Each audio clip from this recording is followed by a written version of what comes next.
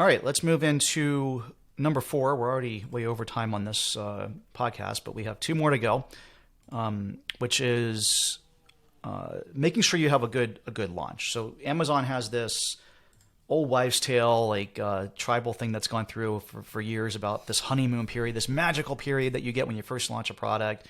And for a lot of times, it was kind of anecdotal, but at this point in the game, it's been widely proven, right, that in the first 30 days or so, again, that number isn't exactly known for sure, but it seems to be around 30 days, you have this so-called honeymoon period. And the reason it's called the honeymoon period is like everyone's in love during their honeymoon, and things get real when you get back from vacation from that overwater bungalow in Bora Bora. And so Dave's laughing at me. If you're watching the podcast, you'll see that. But this is why you got to go over to YouTube and watch it live. But in all seriousness, I mean, Amazon, what they really are trying to do is discover new products, right? It doesn't make sense if you think about it from Amazon's point of view to only ever rank the existing things and never make something new come to the top. There's new things that come out all the time that are better than existing products. Sometimes there's huge innovations and stuff. If you think about like the leap from like a flip phone to a smartphone when Apple came out with the iPhone, those types of things happen all the time. It just they're not as well known. And so Amazon wants these types of things to flourish. And so during this time, you're going to have an advantage, an unfair advantage in some ways to have your products rank. And you have it's like a probationary period when you first go work somewhere, maybe, where you have you're being looked at more critically, and these stats that you produce in the first 30 days are going to dictate probably your entire success for the product. It's very difficult if you have a bad launch to recover from it later. It can happen. And if you have a good launch, it's likewise, you have to kind of do something to screw it up. And so we get into how to launch a product, what the metrics are you need to be looking at are, and how to have a successful launch. Yeah. And when it comes to the honeymoon period, so again, there's a lot of debate around this, but it's kind of agreed that the honeymoon period begins the second that your product comes into stock in FBA, or if you're merchant fulfilled. So that's kind of when that clock starts running. Once it starts running, the most important thing you can do is make sure that your listing is optimized from day one. Don't make the mistake that we used to do is, our products are in stock, perfect, we'll just add them, and then we'll add all our images and nicely SEO'd bullet points in a couple of weeks. No, you have to have them ready from the get-go. Your images and video have to be perfect from day one, because otherwise, if your conversion rate sucks out of the gate, it's going to reflect in your SEO rankings, and you're never going to get another chance getting that honeymoon period back. Now, there's some debate about how you can get the honeymoon period back. In my experience, it doesn't really work, despite what a lot of people want to say, that you can recover the honeymoon period. I don't think that you can. Once it's gone, it's gone.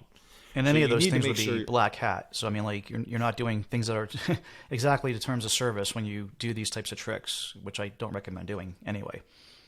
Yeah, absolutely.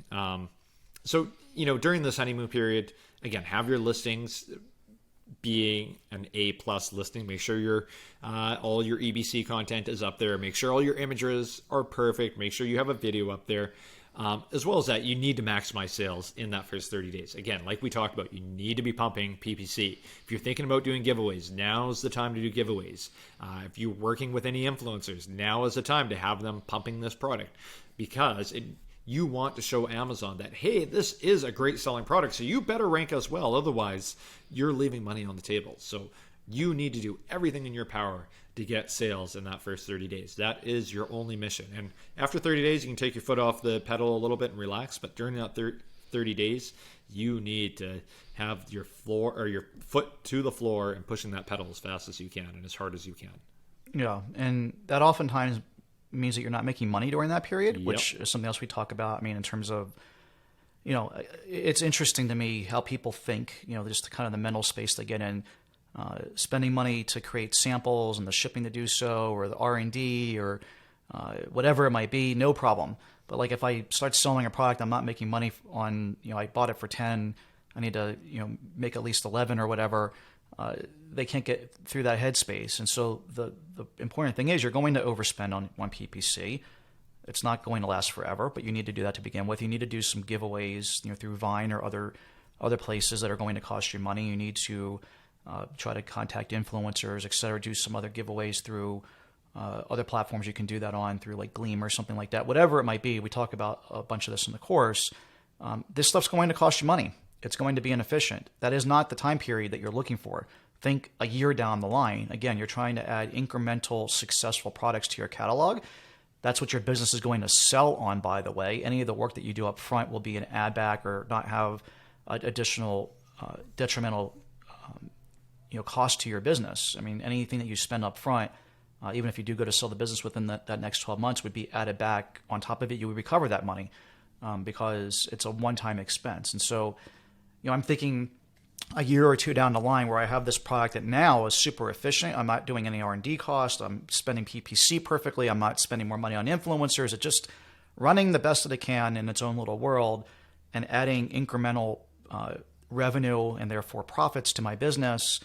That's where the real value is, and that's what you're trying to create. It's not, oh my gosh, in the first 30 days I have to be ultra profitable and successful. That's not the time period you're looking at. You're looking at the end result. And so we get into a bit of that as well. Yep, totally.